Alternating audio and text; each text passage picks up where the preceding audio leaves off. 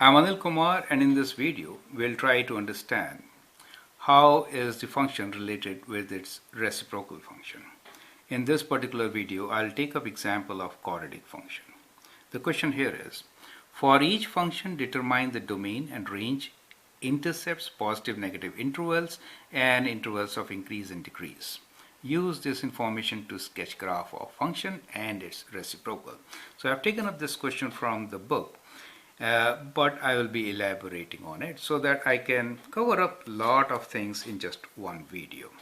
Now in the previous video we discussed about linear function. Now here we will discuss about quadratic function. Now as you know, in quadratic function we could have three different cases. I will consider three different cases here one by one. The first one here for me with the help of small diagrams, right?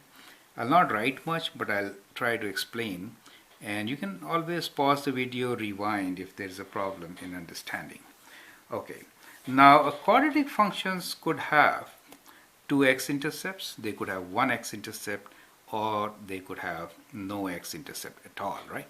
For example, we can have a quadratic function which is kind of like this. Let me make very simple ones here, like this. So it has got two x-intercepts. And let me make one, this time going downwards, with one x-intercept. And then let me make one which is going upwards but having no x-intercepts, right?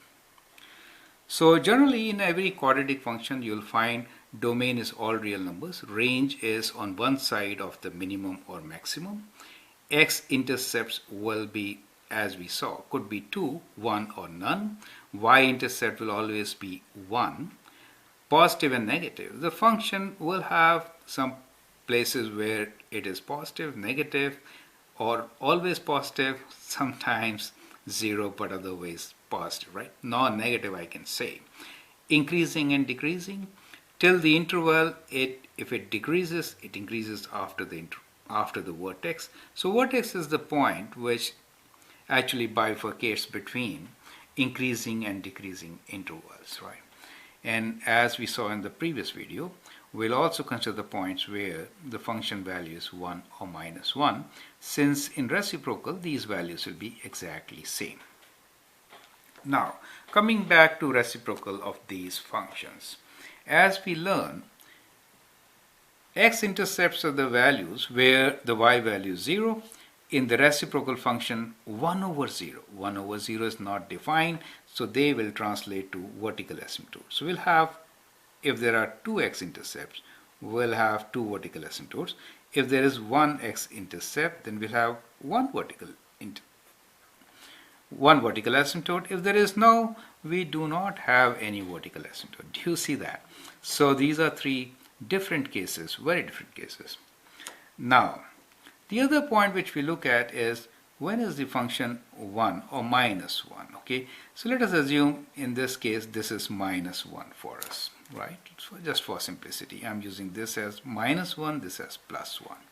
Then as you know, in our reciprocal, 1 over 1 is 1. So that means this point on the function and this point, both places we have 1 on the function, reciprocal will also be 1. Here also it is 1. So the reciprocal will also have minus 1. Minus 1 reciprocal is minus 1. Okay, so these are the points on the reciprocal function. In this case, let us say these corresponds to minus 1 values, correct? And here, okay, let us say we do not have 1 or minus 1. Let us say this value is 2 for us, right? So just to make it different, I'm making different cases. Okay, now you know reciprocal of 2 is half, so it will be here, right?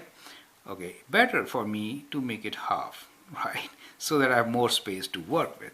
So let us say this point is half, reciprocal of half will be 2. So let's say this is my 2. Okay, so we'll sketch it the other way. I think that will help us. Okay, now other characteristics are, whenever the function is negative, reciprocal will be negative. So reciprocal of this part will be negative. Reciprocal of minus 1 is 1, so that is common. As the value is in fractions, let us say half, reciprocal of half will be 2, both with minus sign. It increases like this. As the function approaches 0, reciprocal approaches infinity. It is approaching 0 from negative side, so you will reach negative infinity, and therefore the graph should be kind of like this, right? So in the center part, if you have two x-intercepts, which corresponds to two vertical asymptotes in reciprocal function, we'll have a function like this, correct? With a local maximum, correct? And here on the side wings, we'll have 1. As the function increases, reciprocal decreases, approaches 0. If the function is going towards 0, we are going towards infinity. Since they are positive, positive infinity. And from symmetry, I can draw my function. So that is how my reciprocal is going to look. In the second case, it is non-negative, so reciprocal will be non-negative, correct? We already have a vertical asymptote. These values are less than 1. So reciprocal of less than 1 will be higher. So it will be like translated to these points. Half will give me 2, 1/3 will give me 3, 1/10 will give me 10. So I kind of have a function like this, approaching negative infinity. As this value increases, higher and higher negative value, reciprocal will be lower and lower negative value, so it is approaching 0. Okay. On the other side also, this part of the function, if x is, let us say y is half, then reciprocal half minus half, reciprocal will be minus half, reciprocal is 2, so it is going to be kind of like this, and I can do. So that is how the graph is going to be. In this case, how will it be?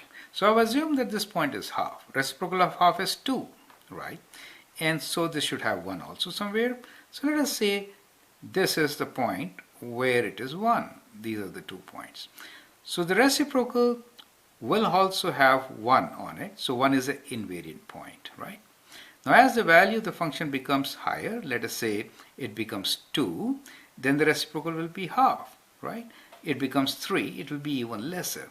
So here in this case, what we have is a function which is kind of like this. Do you see that?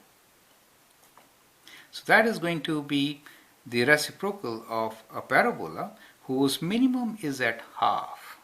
Okay. Now in this case, what you see is that we do not have any vertical asymptote. There is no restriction on domain. But in these cases, we have restriction on domain. If there are two x-intercepts, 2 points are restricted.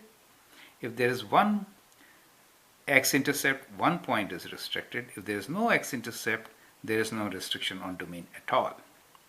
As far as the range is concerned, if the range of the parabola was greater than the minimum value, then the range of reciprocal function will be between 0 and reciprocal of the minimum value, as you can see here. Do you see that? So it is between including 2 but not including 0 for this particular function.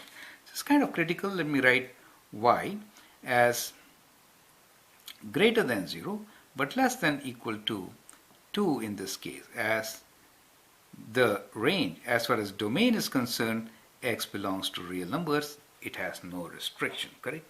So that is how you can see how these characteristics can be translated into the characteristics of a reciprocal function, and we can make them right. So I try to bring in all varieties in this. I know you have a lot of details in the books and elsewhere, but I hope that this video really helps you. There are a couple of things which you should look into. Invariant points. So we'll always consider these points which are invariant. X-intercepts to figure out where the reciprocal graph should be, and they actually, even in such a sketch where I'm not using any scale, because of these points our graphs are very close to the real graphs. I hope you understand and appreciate it. Thank you and all the best.